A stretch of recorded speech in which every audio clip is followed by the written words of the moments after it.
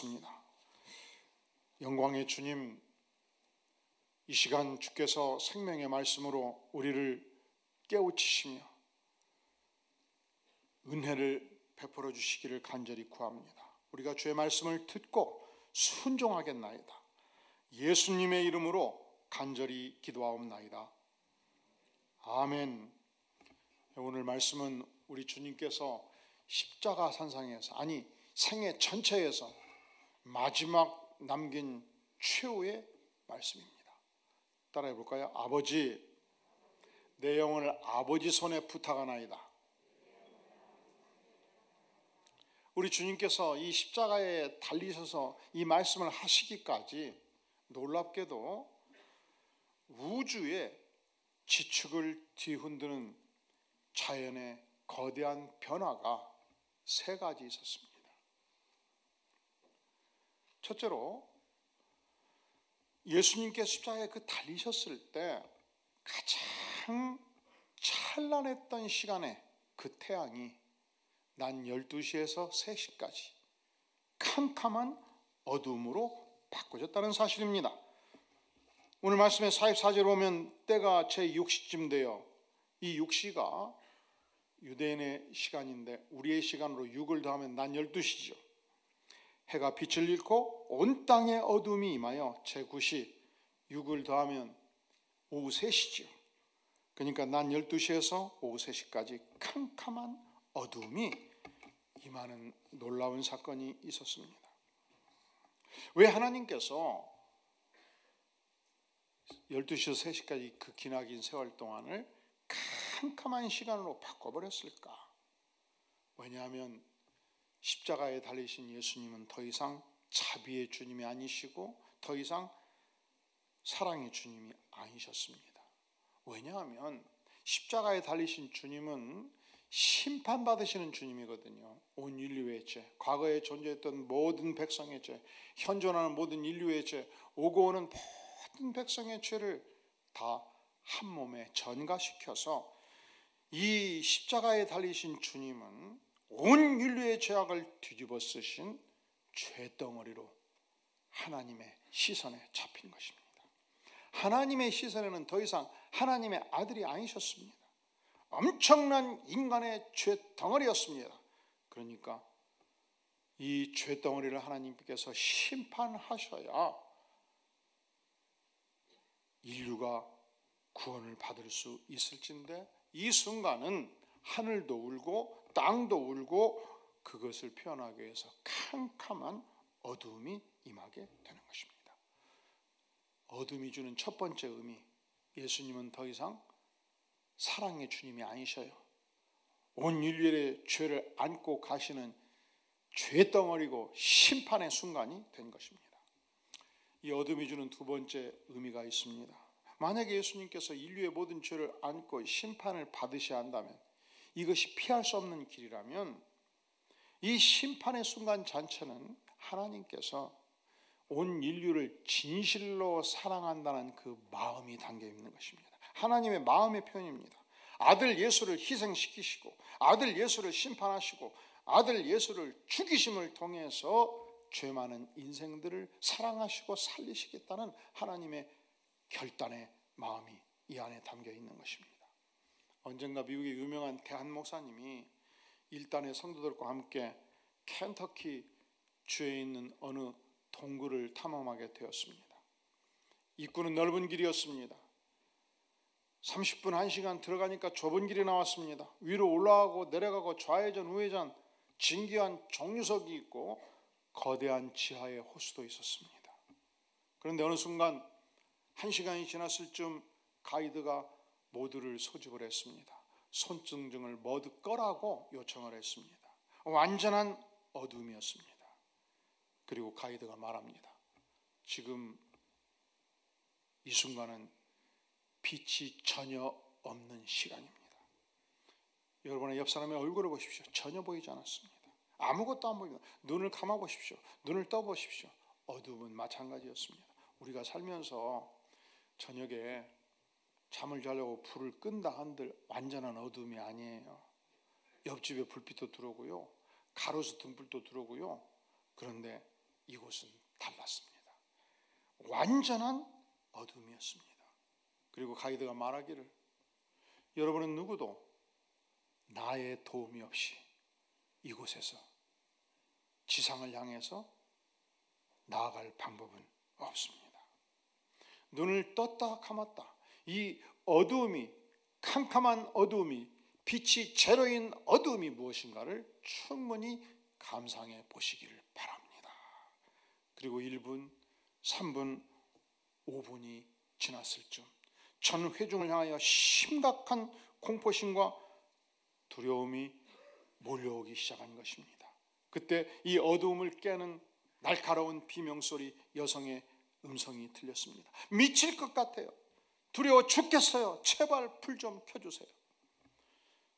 마치 그와 같이 우리 예수님께서 십자가를 지시고 난 12시 캄캄한 어두움이 임했을 때 예수님은 심판받으시는 분이었기 때문에 이 심판의 현장은 하나님과 단절되는 고통의 현장이었습니다. 하나님으로부터 온전히 버림받는 고통의 현장이었습니다. 온 인류의 죄악을 뒤집어 쓰신 죄덩어리의 현장이었습니다. 완전하신 인간으로서 겪는 고통의 절정이었습니다.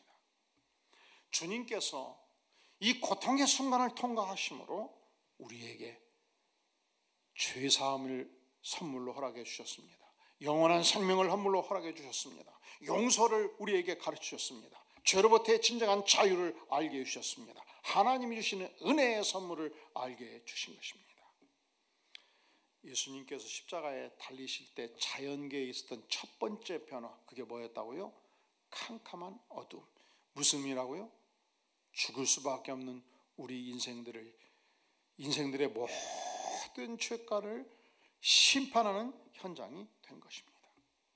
두 번째, 예수님이 운명하실 때 즈음에서 있었던 현상이 있었습니다. 오늘 말씀의 45절에 보면 성소의 휘장이 한가운데가 어떻게 되었다고요? 찢어졌다, 그렇게 표현되고 있죠. 마태복음 27장에서 보면은 51절, 이에 성소 휘장이 따라해 볼래요? 위로부터 아래까지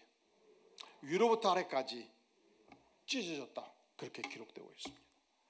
휘장이 아래에서 위로 찢어지면요, 아래에서 세 사람, 여섯 사람이 가위로 한번 찢고 잡아당기면 아래에서 위로 찢어지지 않겠습니까? 아래에서 위로 찢어지면 인간이 찢은 것이 분명해요. 그런데 성경은 위에서부터 위로부터 아래로 찢겨졌다 말하지 않습니까? 우리 예수님께서 십자가에서 마지막 운명하실 때 하나님이 성소의 휘장을 찢어버리신 것입니다. 이것은 굉장히 중대한 의미가 있습니다. 구약시대 대속죄일이 되면 대제사장은 1년에 한 차례 양의 피를 가지고 성소를 통과해서 지성소로 들어갑니다. 성소를 통과해서 지성소로 들어갈 때 휘장을 열고 들어가지요. 그런데 첫째로 대제사장이 아닌데 들어가면 죽어요. 두 번째로 대속죄일이 아닌데 들어가면 죽어요. 세 번째로 대제사장이라 할지라도 정결 예식을 통해서 모든 죄를 씻고 깨끗하게 들어가야 삽니다. 왜냐하면 이 지성소는 하나님을 직접 대면하는 하나님의 임재의 중요한 상징이었습니다.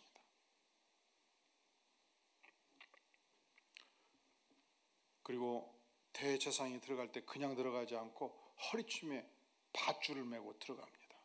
왜 그럴까요? 대제사장이 정결례를 제대로 하지 않고 죄를 가지고 들어가 버렸어요. 그러면 죽어버리지요. 그래서 그 시신을 꺼내기 위해서 또 다른 사람이 들어가 또 죽을 수 있어요.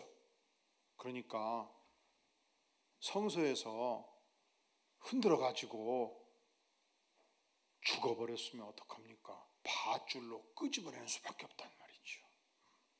이렇게 하나님께서 하나님의 임재에 쳐서 지성소로 들어갈 때는 엄격한 법도를 지키도록 하신 것입니다. 그런데 예수님께서 운명하심으로 십자가에 피 흘려 죽으심으로 더 이상 이 법도를 지킬 필요가 없다 선언하신 것입니다. 이제 예수 십자가의 보혈의 능력을 덧입으면 우리는 하나님의 임재에 처서 지성소를 향하여 대제사장이 아니라 할지라도 누구든지 하나님께 직접 나아갈 수 있는 길을 열어주신 것입니다. 이것을 우리 개신교에서는 만인 제사장주의라고 표현해요.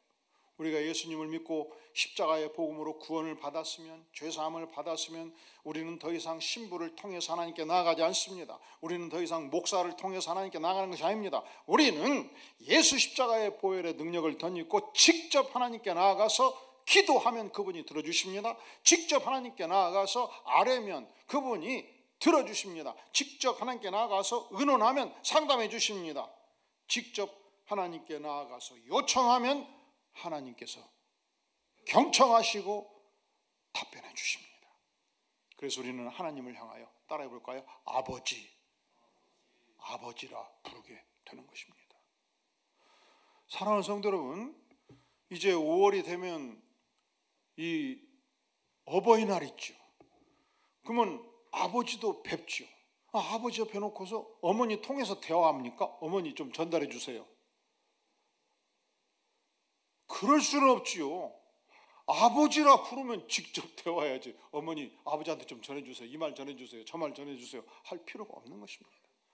우리가 구원받은 백성이면 지성소로 직접 나아가는 길을 하나님께서 열어주신다. 그것을 상징적으로 표현하는 것입니다. 하나님께서 십자가의 보혈을 통해서 직접 나아가도록 하기 위해서 운명하실 때 휘장을 위에서 아래로 찢어버린 것입니다. 우리 주님께서 십자가에서 죽으실 때 자연의 거대한 변화가 세 가지가 있었어요. 첫째가 무엇입니까? 캄캄한 어두움이 임한 것입니다. 이 어두움을 통해서 인류의 모든 죄를 심판하신 것입니다. 두 번째로 심판 그 이후 죄사함을 받았기 때문에 우리는 휘장이 찢어짐으로 십자가의 보혈에 의지해서 하나님께 직접 나아가는 삶의 축복을 허락해 주셨습니다. 세 번째, 거대한 변화가 있었습니다. 어떤 변화입니까? 다 함께 마태복음 27장 51절을 펴시겠습니다.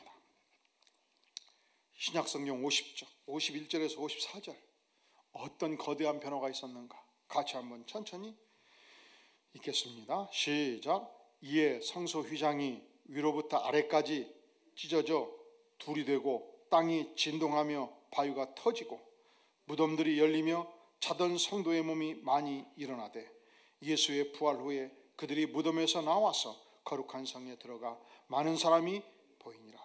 백부장과 및 함께 예수를 지키던 자들이 지진과 그 일어난 일들을 보고 심히 두려워하여 이르되 이는 진실로 하나님의 아들이었도다 하더라.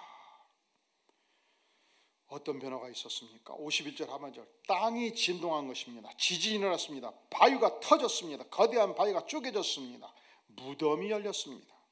성도들이 자던 성도들이 성경에서 잔다 이 표현은 예수 믿고 세상을 떴을 때 잔다고 표현했어요.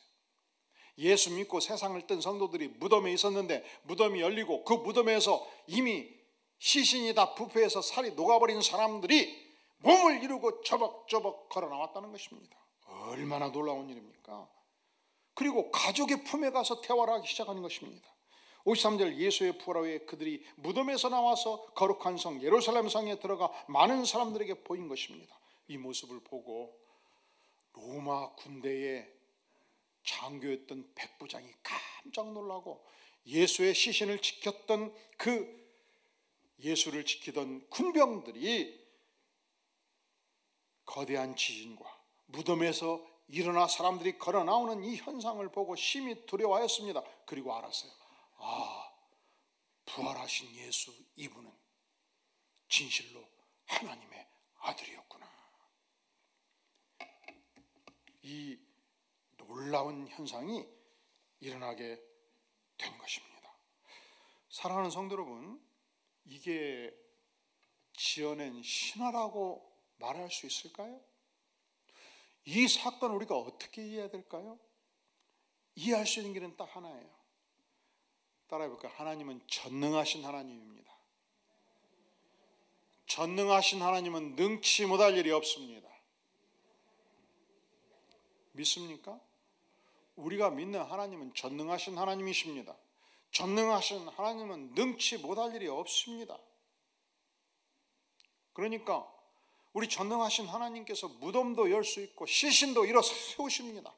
그 전능하신 권세를 가졌던 우리 주님도 지상의 삶을 통해서 죽은 나사로를 향하여 일어나라 명했을 때 벌떡 일어섰습니다. 나인성 과부가 젊은 아들을 시신을 메고 꺼이꺼이 한없이 슬퍼하며 울며 걸어 나올 때 시신이 된 청년을 향하여 일어나라 했을 때 죽음을 뚫고 산 생명으로 벌떡 일어서지 않겠습니까? 왜냐하면 우리가 믿는 하나님은 전능하신 하나님이기 때문에. 사실은 죽은 자가 사는 건 쉬운 일이에요. 창조가 훨씬 더 어려운 일입니다. 하나님께서 우주를 창조하셨습니다. 하나님께서 인생들을 창조하셨습니다. 하나님께서 수천 수만의 모든 동식물들을 말씀으로 창조하셨습니다. 하나님은 전능하신 하나님이십니다. 하나님께 능치 못함이 없습니다. 그래서 우리 주님은 마지막 운명하실 때 그 하나님을 향하여 고백합니다. 아버지, 내 영혼을 아버지 손에 부탁하나이다. 예수님은 지상에서 마지막 길을 가면서 전능하신 하나님께 자신의 영혼을 의탁하셨고, 우리 주님은 마지막 길을 가면서 전능하신 하나님 외에 우리의 영혼을 의탁할 길은 전혀 없다는 것을 아셨습니다. 이 말씀은 시편 31편 5절 말씀을 인용한 말씀입니다. 의탁하나이다, 부탁하나이다. 이게 원어상으로 보면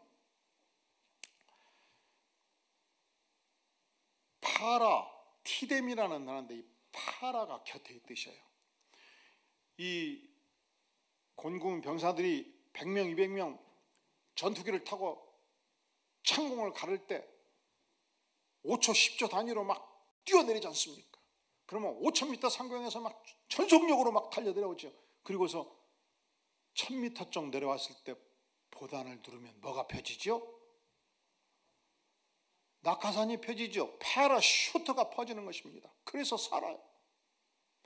병사 곁에 패러슈트가 있게 사는 겁니다. 낙하산이 뭐냐? 이 파라라는 단어가 곁에라는 단어고 슈트가 옷이지요.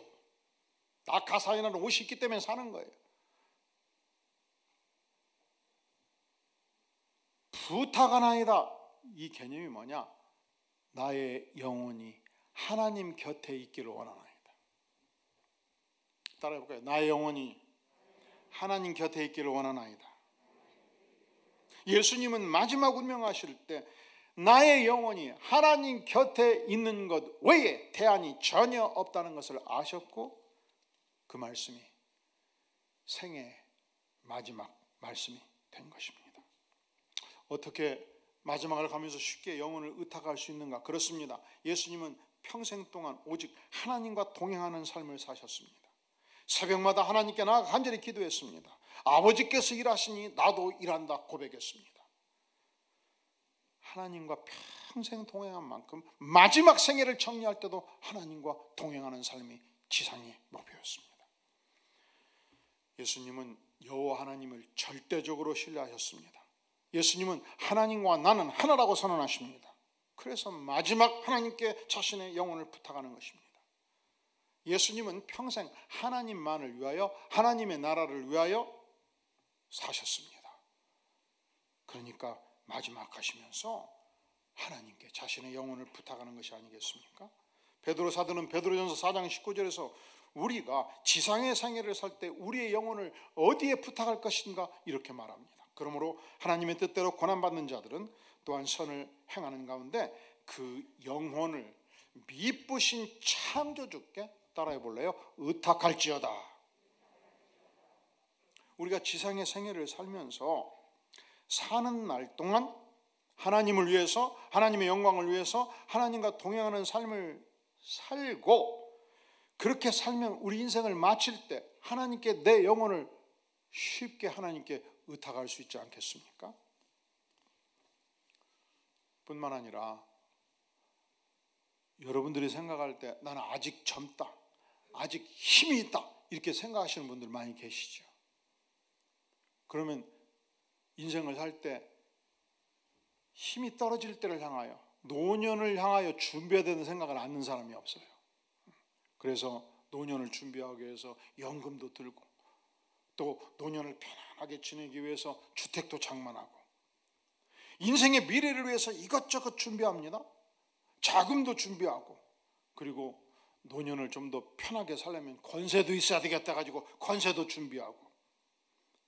그런데 좀 더 사시면 언젠가 놀라지 마세요. 더 이상 내일이 존재하지 않는 시점이 와요. 오늘이 마지막인 시점이 온단 말이죠. 그때 오늘이 마지막일 때 내가 그동안 열심히 내일을 위해서 준비했던 그 저택과 자금과 권세는 무슨 의미가 있을까요? 아무런 의미가 없어요. 능력이 없어요. 도무지 힘이 없어요. 그때 우리는 깨닫게 될 것입니다. 주님, 내가 의탁할 수 있는 것은 저택이 아니고 자금이 아니고 권세가 아니고 오직 한 분 하나님이십니다. 그래서 인생의 참된 지혜는 무엇이냐? 힘이 있을 때, 젊을 때, 청춘의 때 일찍이 하나님께 자신의 인생을 의탁하는 것입니다. 박정희 대통령은 장군 시절 청운의 꿈을 안고 혁명가로서 쿠데타를 준비했습니다. 그리고 결심을 해요. 내가 만약에 집권하면 반드시 협작군 정치를 청산하고 생산적 정치를 하도록 하겠다. 두 번째, 내가 집권하면 더 이상 봄철에 배고파서 여기저기 죽어가는 사람들 없는 세상을 만들겠다. 지금이 무시무시한 춘궁기거든요. 이때 되면 황달 걸리고 배고파가지고 거리에서 죽어가는 사람이 천국에 질비했습니다. 다시는 그런 세상이 오지 않는 새로운 세상, 강력한 경제 건설을 이룩하겠다. 세 번째, 내가 집권하면 나라의 기강을 바로잡고 강력한 군대를 양성해서 더 이상 공산주의의 위협 가운데 살지 않는 나라를 만들겠다. 근데 혁명을 일으키면 반드시 성공합니까? 실패할 확률이 있습니까? 실패하면 죽거든요. 사형이지 않습니까? 박정희 장군 곁에 가장 신뢰했던 후배가 있었습니다. 아주 인격이 출중했습니다. 의리의 사나이였습니다. 그리고 실력이 출중했어요. 육군사관학교를 수석으로 졸업한 친구였습니다. 박태준 대령이었습니다. 근데 끝까지 혁명위원회에서 빼요. 그리고 조용히 밤에 부릅니다. 박대령, 자네는 혁명에 가담하면 안 될세. 왜 그렇습니까, 형님? 혁명이란 말이야, 실패할 수도 있는 거야. 실패할 때 우리 가족을 자네 말고 누가 돌볼 수 있겠나? 형님, 알겠습니다. 제가 책임지겠습니다. 그러니까 박정희 장군은 혁명에 실패하면 자기 가족을 누구한테 의탁했습니까? 누구한테 부탁했습니까? 박태준 대령. 함석헌 씨는 우리에게 그대 그런 사람을 가졌는가 이런 시를 남겼습니다. 말리길 나서는 길 처자를 내맡기며 맘 놓고 갈 만한 사람, 그 사람을 그대는 가졌는가? 온 세상 다 나를 버려 저맘이야 하고 믿어지는 그 사람을 그대는 가졌는가? 탔던 배 꺼지는 시간 구명대 서로 사양하며 너만은 살아다오 할 그 사람을 그대는 가졌는가? 불의의 형장에서 다 죽어도 너희 세상 빛을 위해 저만은 살려두거라 일러둘 그 사람을 그대는 가졌는가? 그렇게 노래하고 있습니다. 사랑하는 성도 여러분, 여러분이 지상의 생애를 살면서 내 인생을 전적으로 의탁할 수 있는 분 한 분, 그분이 누구십니까? 내 인생을 마감할 때, 천상을 향해서 나아갈 때 내 영혼을 의탁할 수 있는 그 한 분이 과연 누구십니까? 전능하신 여호와 하나님, 그의 아들을 십자가에 내어 죽기까지 하심으로 내 인생의 모든 죄를 용서하시고 영생을 선물로 주신 여호와 하나님, 그분 외에 지상에, 천상에 누가 존재할 수 있단 말입니까? 사랑하는 성도 여러분, 여러분은 여러분의 영혼을 과연 누구에게 의탁하며 사십니까? 기도하겠습니다. 영광의 주님, 천지를 창조하시며 인생들을 창조하시며 아들을 죽기까지 되어주심으로 인생의 모든 죄를 용서해 주시며 영생을 선물로 주신 하나님 아버지께 우리의 인생을 의탁합니다. 받아주시옵소서. 그의 영광을 위해서, 그의 나라를 위하여 남은 생에 살다가 천국에 입성하는 삶의 축복을 온전히 누리기를 구합니다. 예수님의 이름으로 간절히 기도하옵나이다. 아멘.